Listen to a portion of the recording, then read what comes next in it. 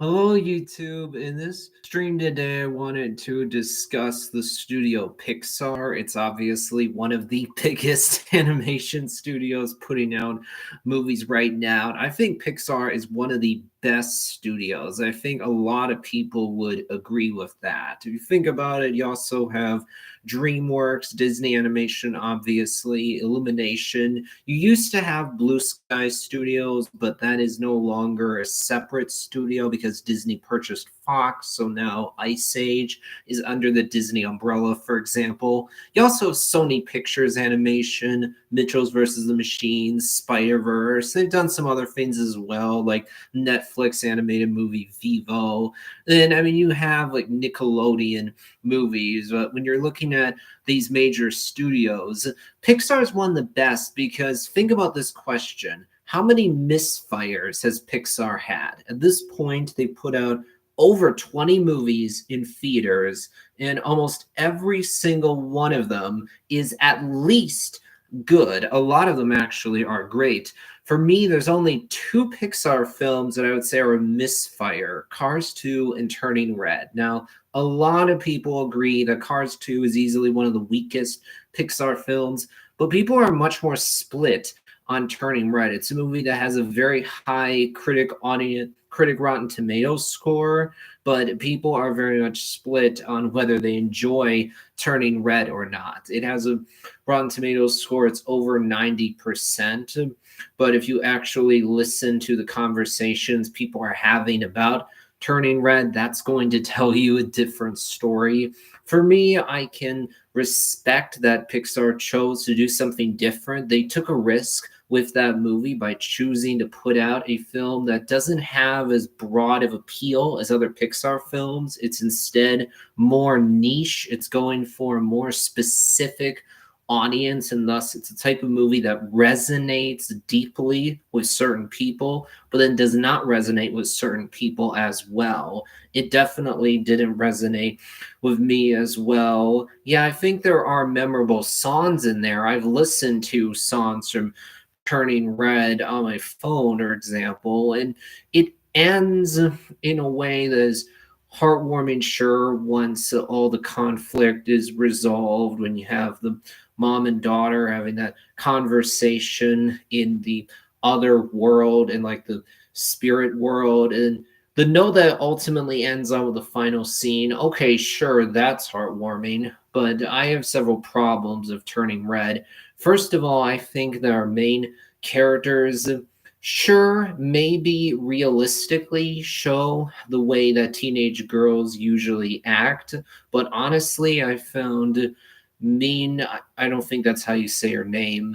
Her and the other lead characters, I found them to be pretty annoying, honestly. They were pretty irritating to me because they're so hyperactive and our main character's friends just to have like one single trait. Like one of them is just the cool deadpan girl that just reacts to everything so casually.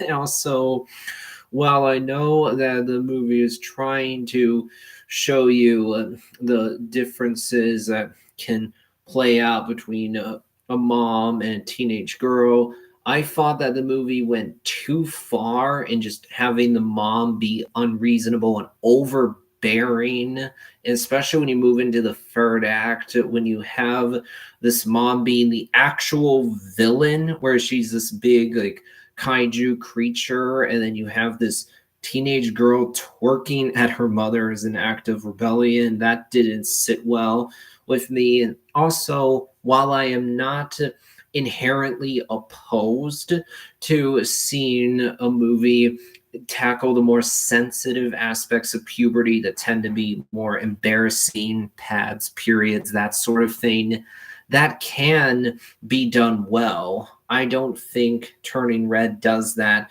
particularly well. It doesn't handle these kind of topics with care. And also, I don't like that there's a line in Turning Red where a main character says, "My panda, my choice," because that's so obviously a reference to the abortion debate. My body, my choice. I'm just sitting there thinking, Pixar, hold on a minute.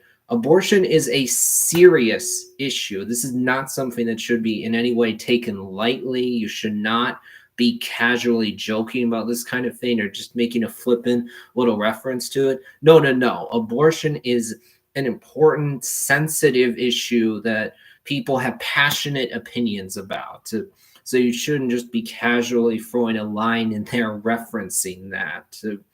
So overall, I saw Turning Red once, and to be honest, when the movie was over, I was thinking I'm not really interested in rewatching this movie again. When it comes to Cars 2, honestly, if this movie had been a direct-to-video spin-off of Cars, then I think it would have worked a lot better. Because then be like, oh, okay, yeah, sure, this is just like the Mater shorts. This works fine. But when Cars 2 is the actual sequel to the first Cars and it gets a theatrical release, it's like, what are we doing here? Going from the first film that has some racing in it, sure, but it's really more about this small town, seeing our main character learn about the town, and then ultimately all the other cars rediscovering this place called Radiator Springs, to what we see in Cars 2, where you have all this spy stuff going on. I think that's too big of a leap, going from small town movie with some racing in it to James Bond spoof. That just feels very weird, and I think it was not a smart decision to have Mater be the main character, because as soon as you emphasize Mater this much, he gets really annoying really quickly. Mater's a great example of a character that works when he's sprinkled in the movie. Like the Minions, honestly. Mater works in smaller doses. When he doesn't have as much screen time and he's in there a bit, you appreciate Mater more. You're like, okay, yeah, this character's funny. I mean, is he a bit annoying in the first film? Sure, but he's not in it anywhere near as much as he's in Cars 2. So that wasn't at all good. However, other than Cars 2 and Turning Red, I think there are other Pixar films that are not as strong, but not bad. When I think about Lightyear, I would say that it's a disappointing movie that has good things about it, but it wasn't as good as it should have been. I saw it in theaters with a friend of mine, and I enjoyed it when I saw it. But afterwards, when I started to think about the movie more, when I watched videos about it, it's like, okay, this one's not as good. I mean, there are things about it that I still like. In particular, Socks the cat is really funny. There are definitely good performances in the movie. There are good visuals. The basic premise of having this movie be a movie within the Toy Story universe that Andy saw is an interesting idea, but I think that the filmmakers wasted the premise by having Lightyear not feel like a movie that a kid like Andy would see and then fall in love with Buzz Lightyear.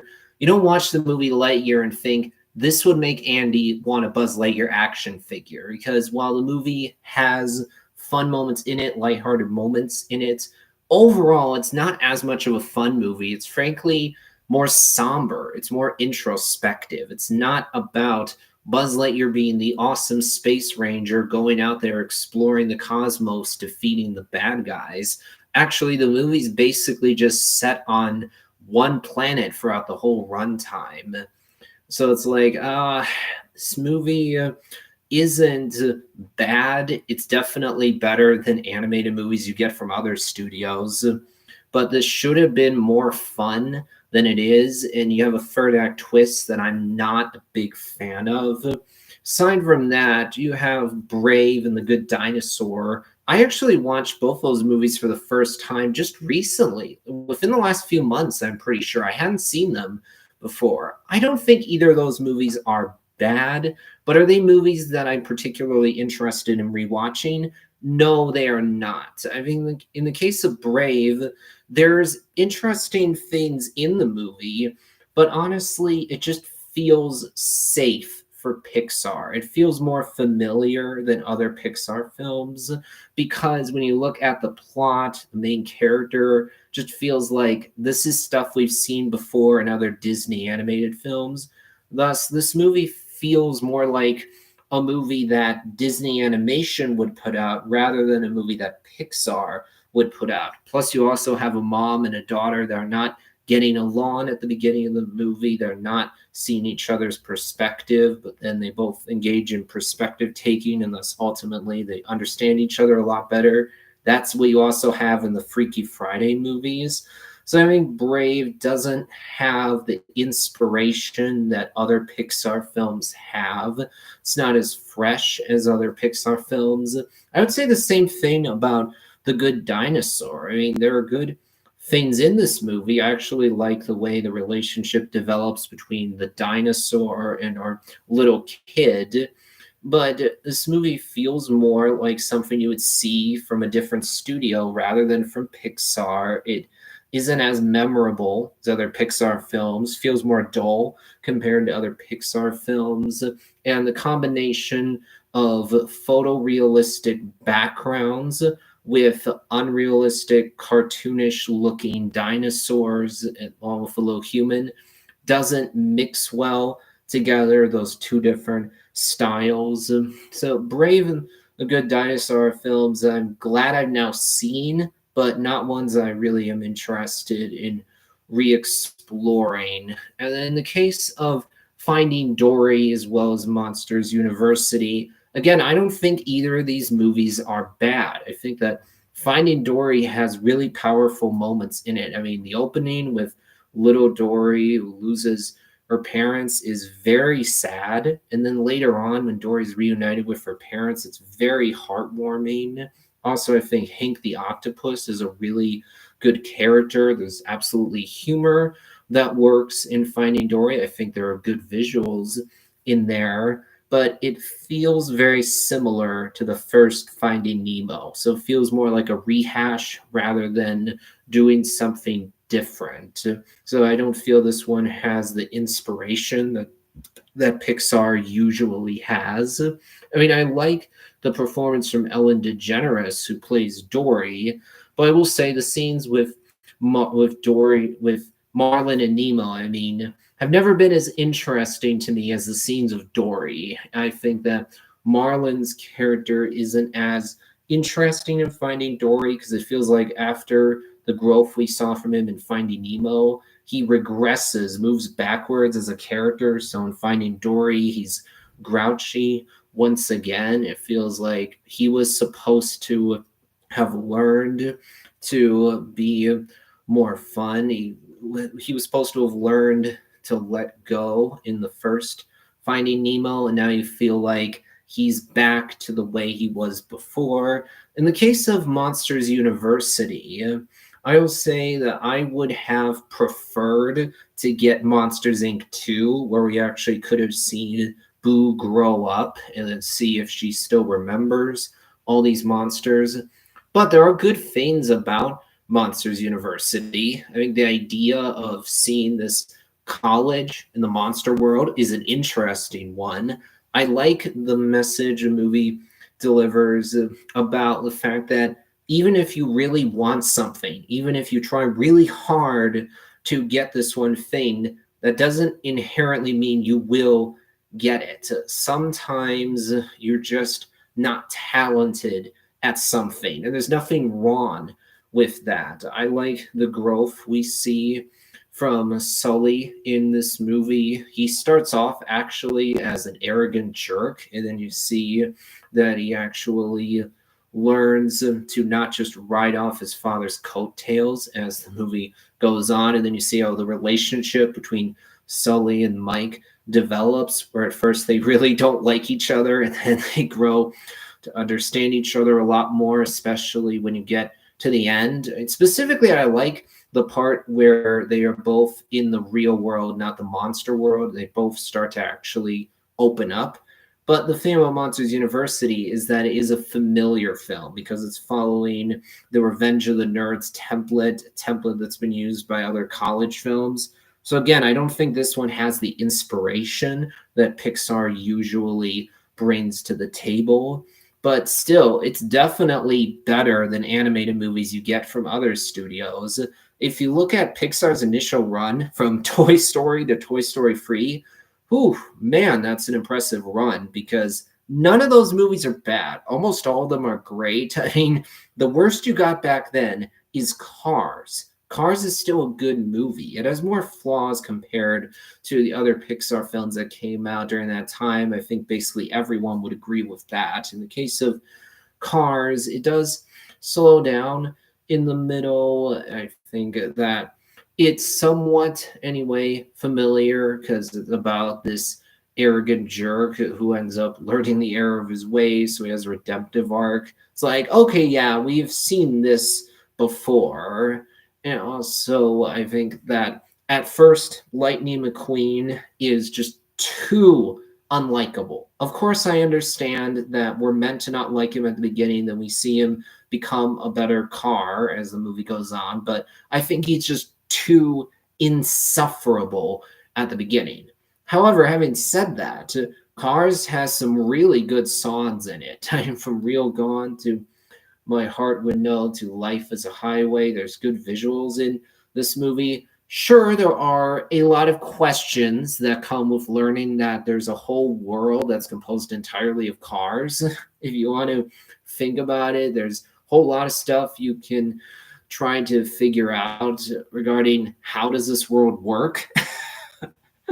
Like the basic idea about a world that's composed only of cars is kind of a weird one, but I still think Cars works. However, the story of Radiator Springs once was a very popular destination, but then it ended up being forgotten. And then Lightning McQueen, by the end of the movie, makes sure that the rest of the world discovers Radiator Springs again. That really works. And I think Doc Hudson is easily the most interesting character of the first film. Even though he doesn't have as much screen time as Lightning McQueen, I find Doc Hudson in the first film a lot more interesting than Lightning McQueen, frankly. Doc Hudson's backstory is a really powerful one, a very sad one about the fact that this guy once was a big time racer, and then he had an accident, and then all the other cars around him just didn't care. He said, well, there are newer cars, so just get on out of here. You're not wanted anymore. So Doc Hudson retreats to Radiator Springs. He's there for decades and keeps it a secret that he once was a racing car. Then that moment right at the end where everyone finally acknowledges Hudson, they actually give him the recognition he deserves. That is so powerful. And I think it is sad that we lost the voice actor who played Doc Hudson. He tragically died before Cars 2 came out.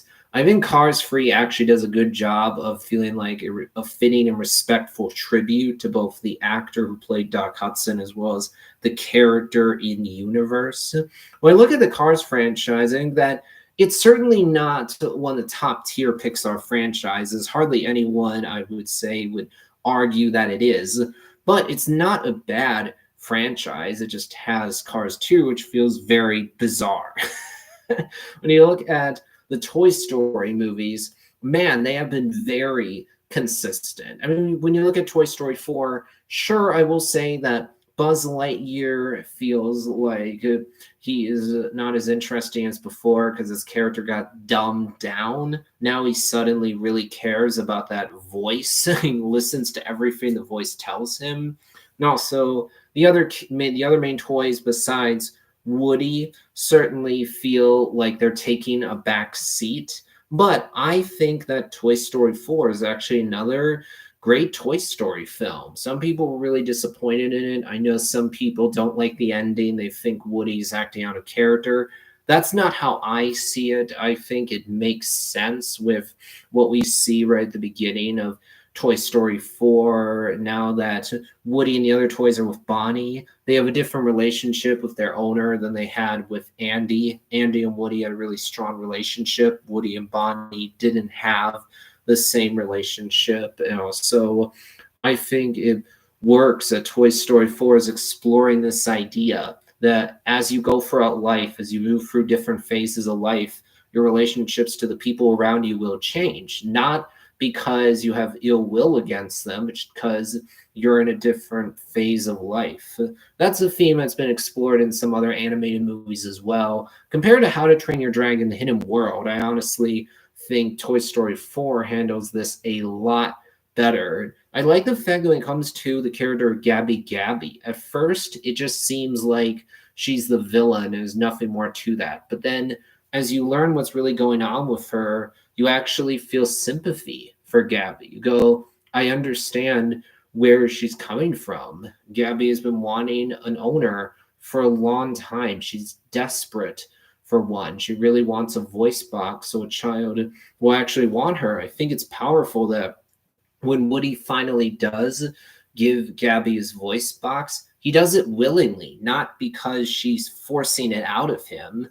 And then by the end of the movie, our main characters are actually helping Gabby Gabby. And heck, this character gets a happy ending. I think it's pretty heartwarming. I like the decision to bring Bo Peep back after she wasn't in Toy Story 3 at all and just got mentioned.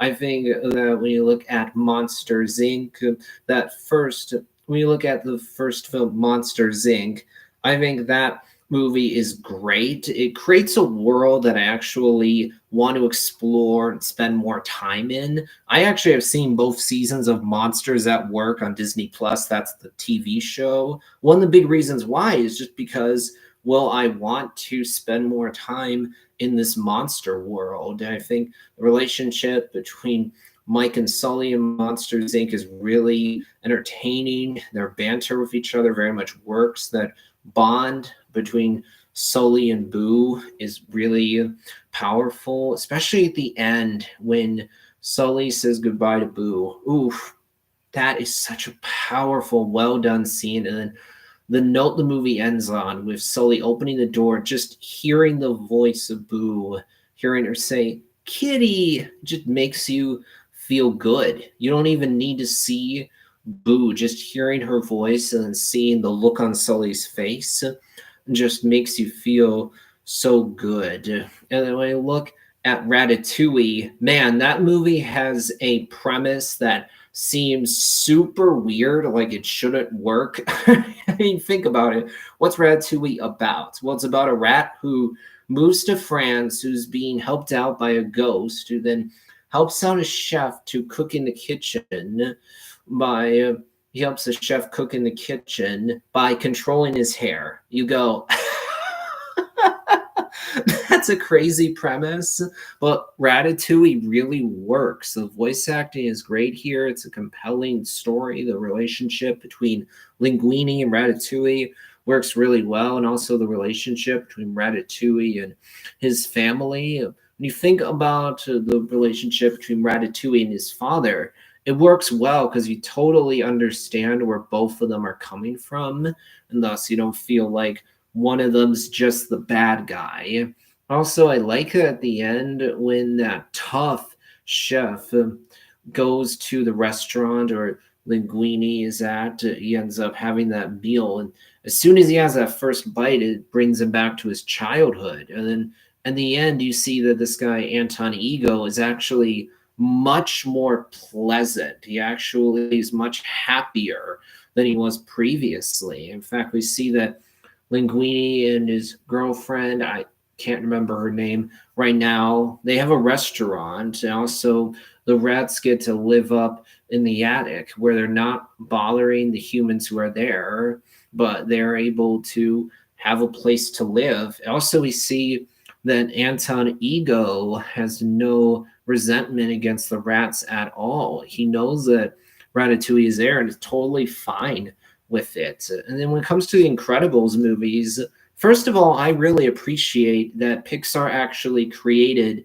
new superheroes. Sure, if you look at their powers, obviously we've seen other heroes of these kind of powers before. As many people have pointed out, Incredibles kind of like Pixar's version of the Fantastic Four.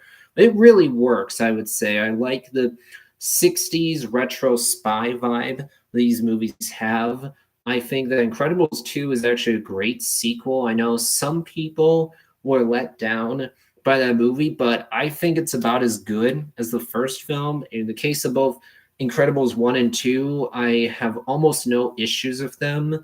When it comes to the first Incredibles, I would say that Syndrome has always been my least favorite part of that movie just because his origin, his motivation feels rather familiar. It's like, yeah, we've done this before. It's just like the Riddler and Batman Forever, Aldrich Killian and Iron Man 3, Electro and Amazing Spider Man 2, the guy who was at first a fanboy of the hero, but then feels slighted by the hero and thus wants revenge, ends up becoming a supervillain. In the case of Incredibles 2, I think that the twist is very obvious, very predictable. Because when you have a character whose name is literally Evelyn Dever, as in evil endeavor, it's like she's probably going to be the villain. And then you think, who could possibly be the screenslaver? You feel like it just cannot be Winston. There's no chance. That guy just feels so good. He comes off as such a good guy. You don't feel at all like he could possibly be the mastermind. So who else could it be? Oh yeah, it has to be Evelyn. There's no other possible suspects. But I got to see Incredibles 2 in theaters. I actually am really glad I did. I had a great time with it. And also, I think that Inside Out 1 and 2 are both great. I think that Inside Out 2 is honestly even better than the first film. And keep in mind, in both cases, I really don't have any issues with those movies at all. In the case of Inside Out 2, I did talk about this movie in a different stream. Specifically, I talked about the character of anxiety. But I'll say here is I really like the way that Inside Out 2 goes deeper than the first Inside Out. It makes a lot of sense. Riley is now older than she was in the first movie. She's now becoming a teenager, whereas in the first movie, she was a young child. So it makes sense that we start getting into sense of self, beliefs. I like how Inside Out 2 is exploring the way that your emotions can be more volatile when you enter into puberty compared to before, but it's not going into territory that Turning Red went into. It's not looking at the more sensitive aspects of puberty. Also, I like that in Inside Out 2, joy, sadness, fear, anger, and disgust are actually all together throughout the runtime. It's the five of them together that are sent away from headquarters and then have to find their way back. That's refreshing. In the first film, joy and sadness are the ones who end up being away from headquarters. So it was just anger, fear, and disgust in headquarters. When you have all five of the characters together throughout the runtime, it means that fear, anger, and disgust feel more prominent in Inside Out 2 than they did in the first film.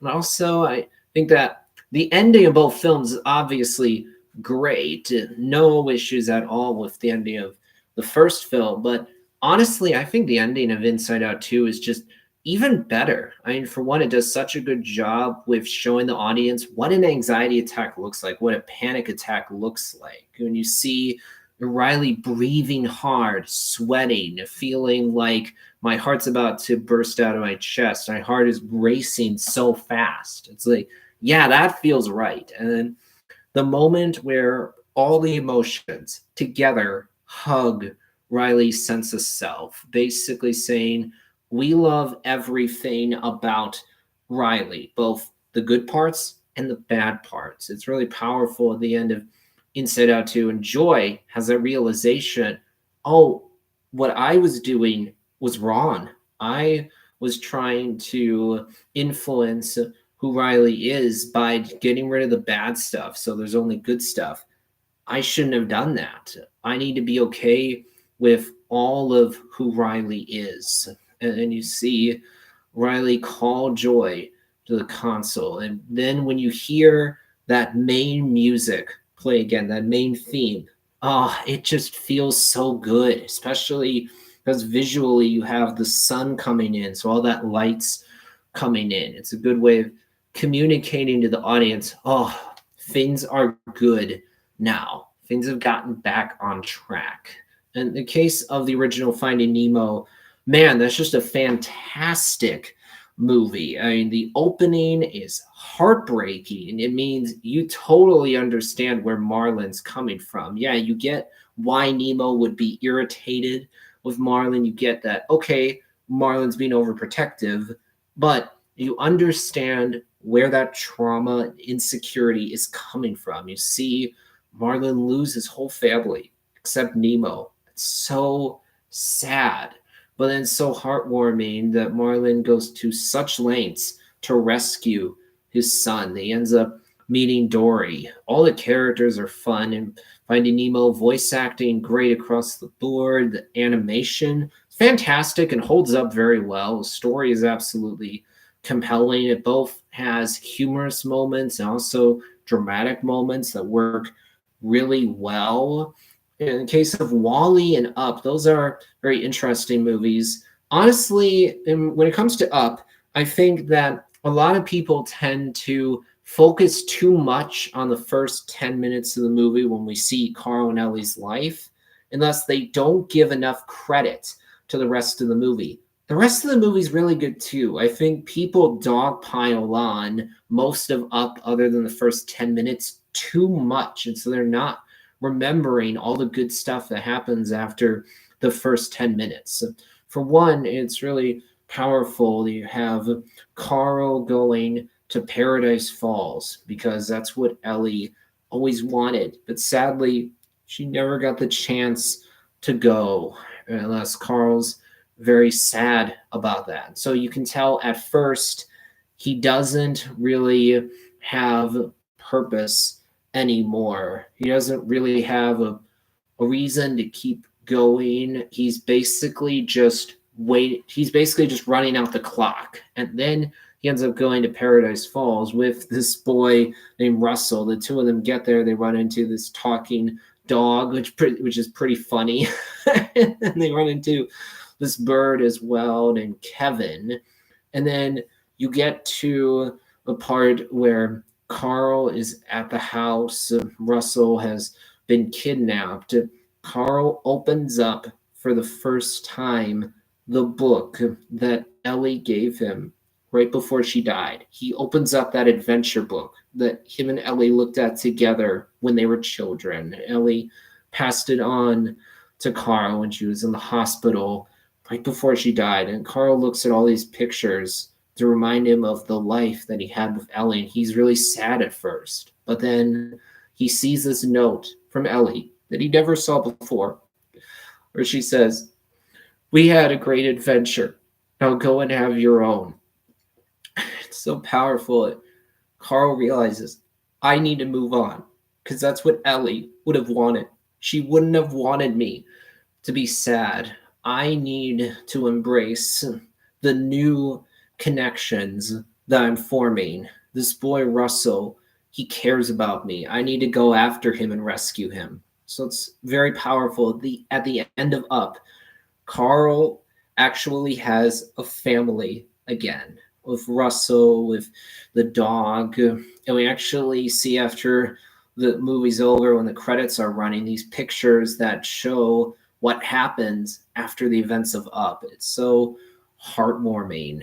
Man, even though I think people tend to focus on it too much, first 10 minutes of Up are fantastic. Such a good example of visual storytelling. Or you start off seeing Carl and Ellie when they're kids, and then you see them get married, and then without any dialogue at all, you just watch them live a whole life together. And just the music, the acting, the characters' faces or body language, all that tells you everything you need to know without needing to hear any words. And then it ends in a way that is very sad. But then things get heartwarming when you move into a later part of the movie, where we learn that, Russell doesn't really have a dad. Doesn't have a dad that's actually there for him. And so Carl basically becomes a dad to Russell. And then the payoff you get at the end of the movie, where Carl says, "Russell, for going above and beyond the call of duty, for everything that you did, I'm going to award you the highest honor I can bestow. the Ellie badge.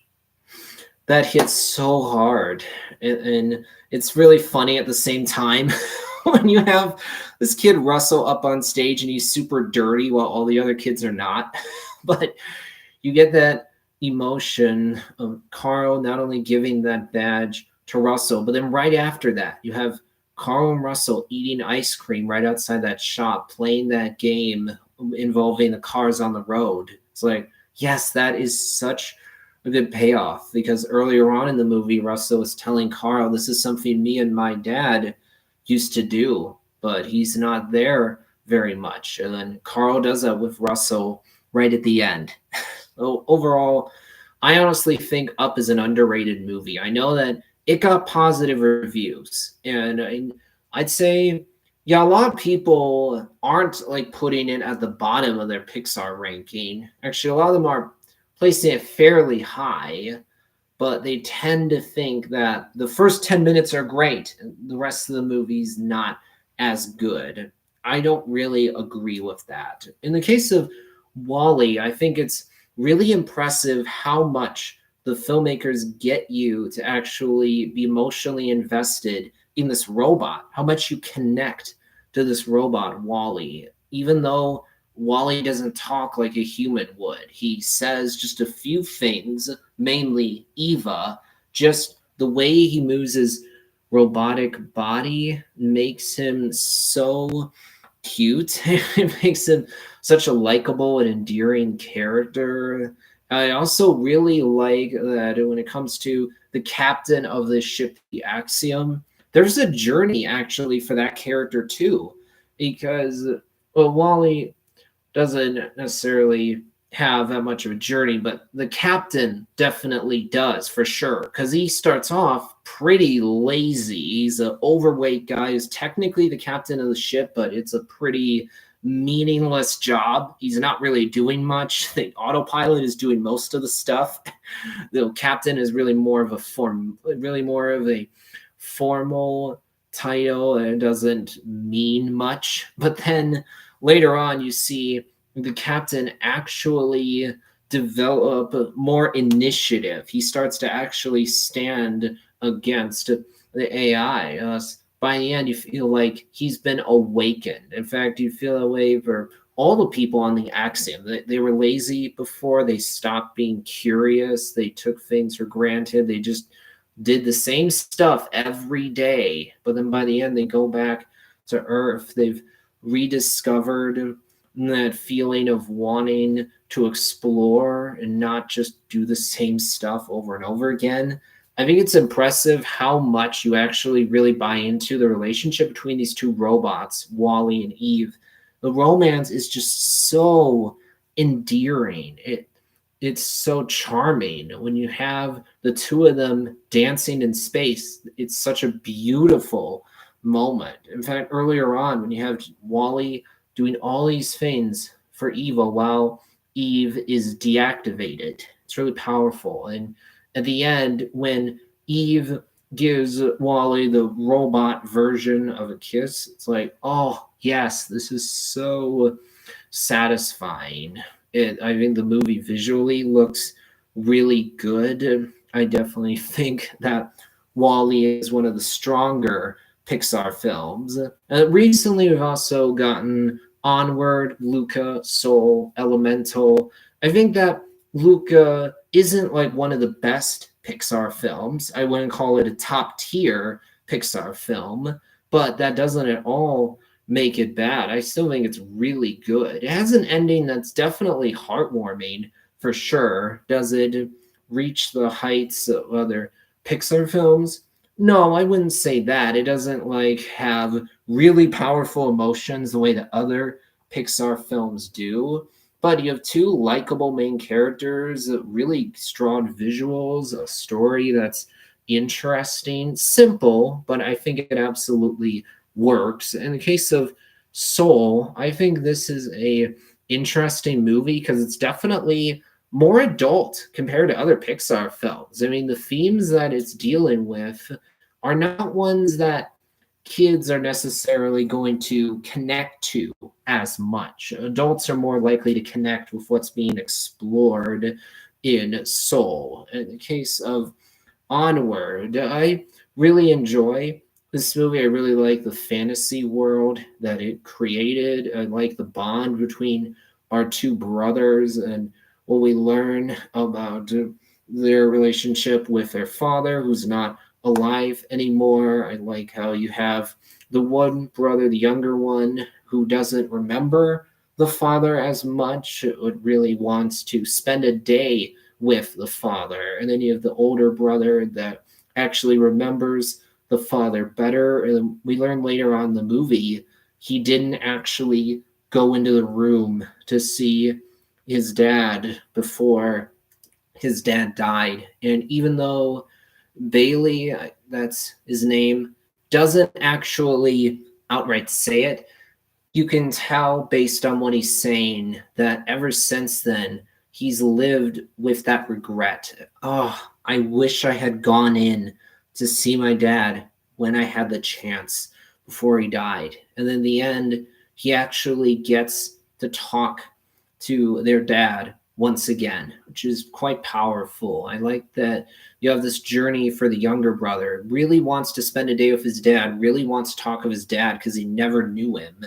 But by the end, he realizes that his older brother has done for him all the things that he wanted to do with his dad. So it's more important that he gives his older brother this opportunity to talk just a little bit longer with their dad. I really like the mom character. She's a really good mom. I like visually the way the movie looked. Interesting to see all these different creatures and see a world that's forgotten all about magic that ends up rediscovering magic. You see that right at the end of the movie. Like that when it comes to the stepdad who's coming into the picture, a guy who's a police officer, half man, half horse. At the beginning, the two brothers clearly don't have some kind of really strong relationship with him. He's the new guy that their mom is dating. That's how they see him. But then by the end, they definitely have more respect for him than they did before. In the case of Soul, Elemental, Pixar movie that came out in 2023, I actually got to see this one in theaters. I definitely really enjoyed it. Sure, I will say that there's a bit too much in there. We could have focused in more on the romance between our two main characters. That's really the most interesting part of the movie. It's a Pixar's version of a rom-com. I really appreciate it. That's something different compared to other Pixar films. But there's a lot of stuff in Elemental about like needing a permit or or taxes, all that kind of stuff. You feel like we didn't really need all this in the movie. I don't think Elemental is like top tier Pixar, but I really enjoy it. I like that even though the movie initially opened pretty badly, it ended up actually being a profitable film because people saw it, they went, oh, this is actually really good. So it ended up making quite a good amount of money. And then when it comes to, let's see, Bug's Life, I haven't talked about that one yet. That's the second Pixar film, the first one released after Toy Story. When you look at the visuals of this movie, it certainly looks dated. Technically speaking, has the movie aged all that well? No, you can definitely tell that it's an older Pixar film. But other than that, I think that it holds up quite well. I really like the story being told here. I like our characters. Like the villain here is actually pretty intimidating. Okay, sure, in A Bug's Life, you have the liar revealed plotline, which has been done in a lot of other animated films, from Ice Age to Over the Hedge to Rango to How to Train Your Dragon to Mulan. But still, I think A Bug's Life is a really strong Pixar film. And then you also have, I think that I covered all the Pixar films at this point, to be honest. So overall, I think that Pixar has had a really good track record. I know that because some of the recent Pixar films went straight to Disney Plus, it makes it feel like watching a Pixar film isn't as big of a deal. But even though some of Pixar's recent films haven't done, as well, I still think that Pixar has been doing good. I know there are some people out there who think that like after Toy Story 3, Pixar just should have ended. I don't get that perspective at all because if you look at all the films we've gotten after Toy Story 3, there have been some great ones. I mean, I would say to these people, okay, so according to you, we should never have gotten Inside Out. If you're saying that Pixar should have ended with Toy Story 3, you're saying we should not have gotten Inside Out. I don't get that at all. Just because some of the Pixar films after Toy Story 3 have been weaker, I don't think means that Pixar should have ended with Toy Story 3. I just don't get that thinking at all. I mean, sure, you have Brave, A Good Dinosaur, Cars 3, Monsters University, Finding Dory that haven't been received quite as well. But keep in mind, when you're talking about all of these movies, they actually are still certified fresh on Rotten Tomatoes. That's really impressive. That means 3/4 of critics still recommend them. I mean, I'm going to look up right now just because I don't remember what the Rotten Tomatoes score is for Cars 3. That one is a 69%. Okay, so Cars 3 isn't quite certified fresh on Rotten Tomatoes, but it's still fresh. If you look at Brave, A Good Dinosaur, Finding Dory, Monsters University, even Cars, all of those movies, despite being known as some of the weaker Pixar films, are still certified fresh on Rotten Tomatoes. That's pretty impressive. Even Lightyear, that definitely disappointed some people, is still almost certified fresh on Rotten Tomatoes. It has a 74%, so it's off by just 1% from being certified fresh. That's pretty impressive. Oh, I think that Pixar is one of the best studios out there. I've actually rewatched quite a good amount of the Pixar films recently. I mean, we were talking about Finding Dory and Monsters University. Even though those are some of the weaker Pixar films, I still rewatched them actually. I have not rewatched Lightyear or Turning Red or Brave or The Good Dinosaur or Cars 3, but or actually Elemental. I saw the one in theaters and then haven't rewatched it since. But all the other Pixar films are ones that I've seen multiple times and rewatched recently. I think a lot of people would agree Pixar has been a lot more consistent than DreamWorks, which has had a lot more ups and downs. Illumination has put out good movies, but I don't think they put out any great ones. And Sony Pictures Animation is definitely more inconsistent because that's the studio that's putting out the Smurfs films and also Spider-Verse. There's a big gap between the two. And then, Nickelodeon is a studio that puts out both animated and live action movies. So that's something a bit different. It's not exactly the same as Pixar or DreamWorks. And then obviously Disney Animation has put out 50 movies. Naturally, you're going to have ups and downs. Some of them are great. Some of them are good. Some of them are just okay. Some of them are bad. You also have the direct-to-video Disney Animation films, of course. So, that'll wrap things up for this one today. I think Pixar has done quite a good job. They put out a lot of movies that appeal to both kids and adults. Not just kids, not just adults, but actually appeals to both. And most of their movies have broad appeal. Turning Red is an exception to that. It's a more niche film targeted at a specific audience. But for the most part, Pixar makes films that a lot of people like watching. So that'll wrap things up for this one today.